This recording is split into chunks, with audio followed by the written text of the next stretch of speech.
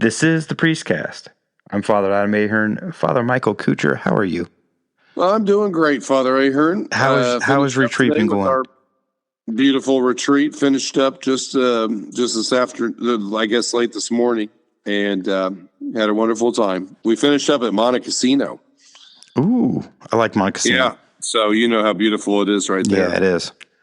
So, anyways, now back to the beauty of Shelbyville. Oh, good for you. It's right after Jerusalem. It's really, really up there. I'm glad someone likes Shelbyville. I love it, and everybody else does too. I'm glad someone does. Is it drill weekend for you? It is drill weekend for me. It's actually my first drill weekend in like 2 months. Because of the government shutdown, we didn't have drill for a couple months. Oh, interesting. Okay. But now we're back, and I'm starting. It's a new thing. For me anyway. It's a new thing.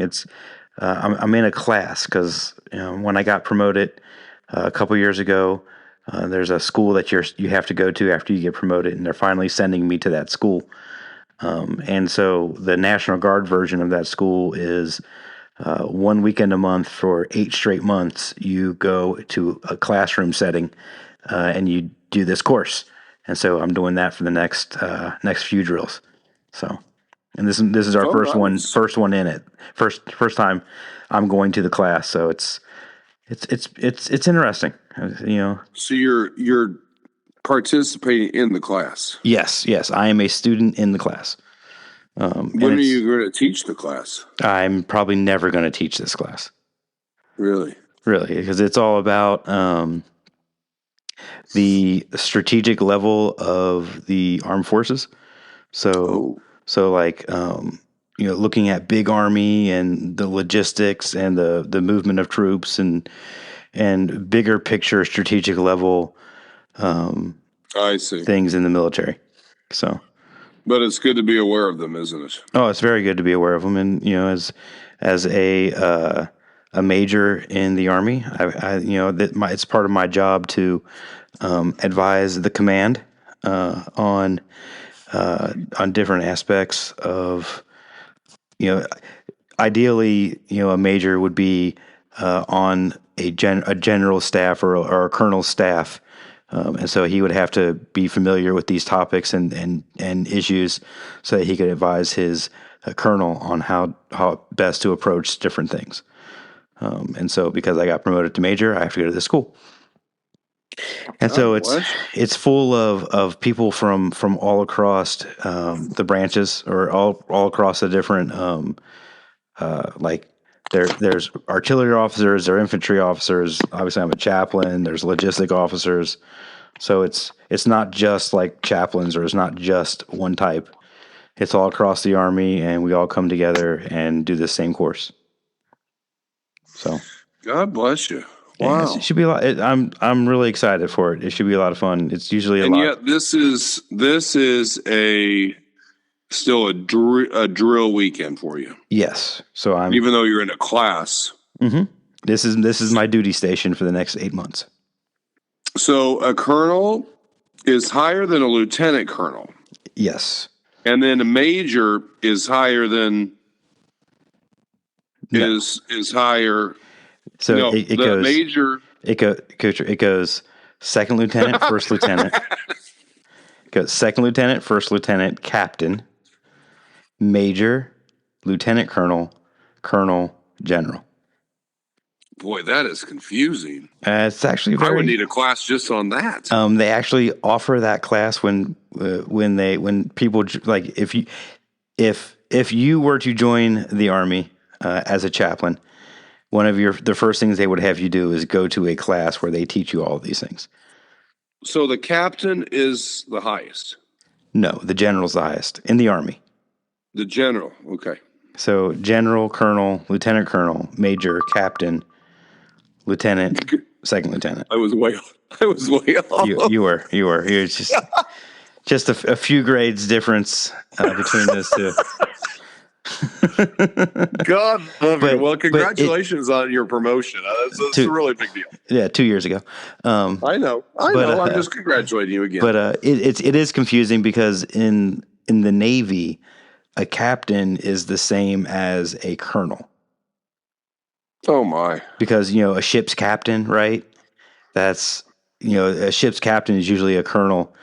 And so it's confusing between the services when they say captain. They mean something different in the Navy. I see what you're saying. Yeah. So, yeah. But they're the only ones that use those ranking that ranking system. All of the other services use the Army's rank system, with generals and colonels and things like that. So, Father Ahern, let's read the next paragraph. that's probably a good thing. I'm sure people are bored out of their mind with all this Army talk. To whom do we give our hearts? That's a good question. But who do we give our hearts to? Oh, you're reading the paragraph. I'm sorry. I'm reading the paragraph. To whom do we give our hearts? What have we done for God, who is our first and last aim?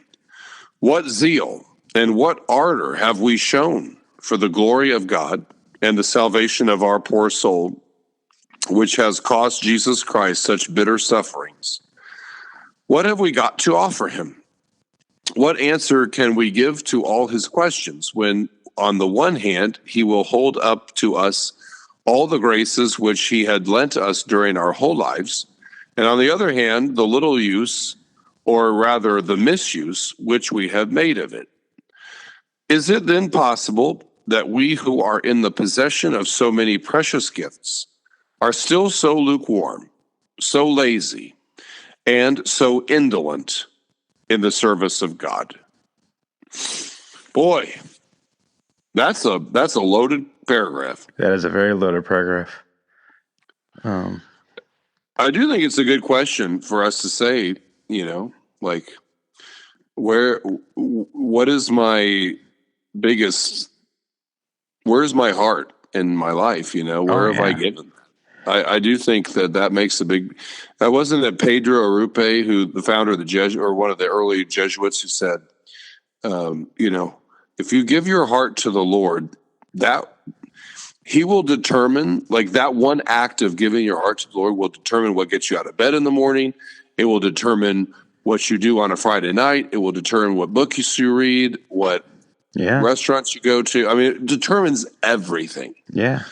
Like, if you give your heart to the Lord, that one thing will determine your whole life.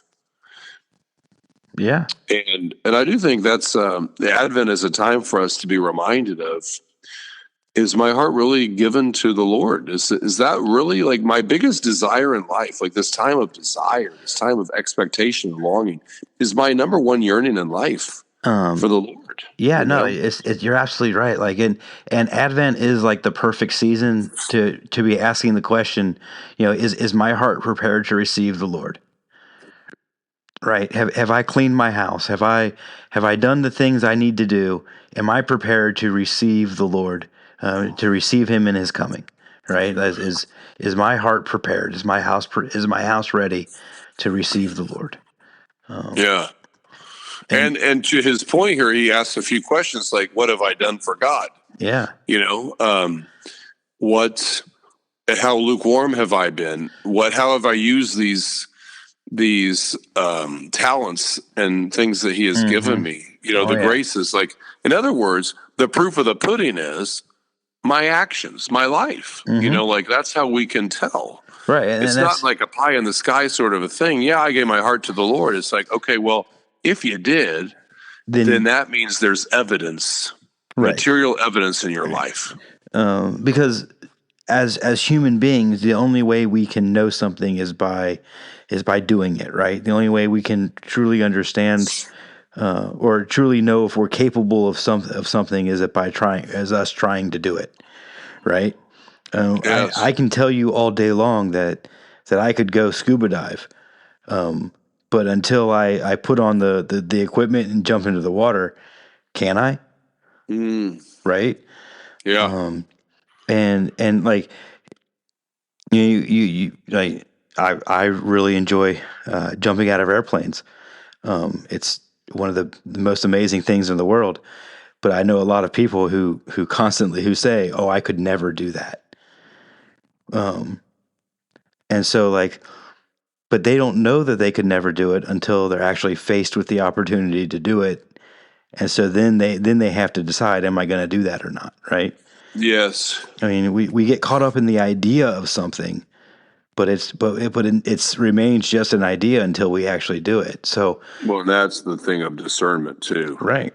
Like with discernment and with guys like thinking about going into the seminary, like, they have this idea or this image of what it is, and until they actually do it, it remains just a possibility or a fantasy.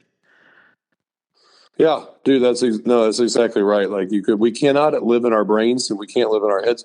We have to actually, like, we can't imagine what grace might be available for us in some sort of a fabric, like a situation that isn't happened. Like, is God going to give me the grace to jump out of an airplane? I don't know. Let's go try. Right. Hopefully he gives you a parachute too, though. Well, yes, I've done it one time. I don't think I'm going to go back again. Really? And I believe that I would have the grace to do it again, but I'm not interested in doing it again. Oh man, I would do it again tomorrow. But I think this happens with the question of discernment for people too. Oh yeah. Like, we just cannot, like, if you're feeling called to priesthood, religious life, marriage, whatever it is, like, just make steps that way and let the grace of the Lord carry you. Right. And it'll carry you, and it leads you to either, yes, this is for you, or no, this is not for you. God rarely leaves things so ambiguous to where it's not clear what we're supposed to do. Yeah. Yeah, I agree with you. And I think Vianney is making this point right here, that we have to be all in with the Lord. Absolutely. And if we're all in with the Lord, then that means we have to offer him is our whole life. Yeah, because it's not just an intellectual ascent. It's not just a spiritual ascent. It's a physical ascent as well. It's because your whole person has to be on board with the Lord, not just part of you, but every part of you. And you have to follow through with not only, agreeing mentally, but also agreeing spiritually and with the way you live your life. Yeah, absolutely. And at the end of the day, at the end of the life, like Vianney is saying, he's going to say, okay, I gave you all this. What'd you do with it? Right. How did you use it? Mm-hmm. How did you misuse it? Right. How did you just let it sit there? And let's count your talents, right? Yeah, there will be an accounting. Mm-hmm. So, well, Father Ahern, I hate to do this to you, but I got to go, and I know you do too. Yes, sir. So we'll just end it right here. Say, John Vianney. Pray for us.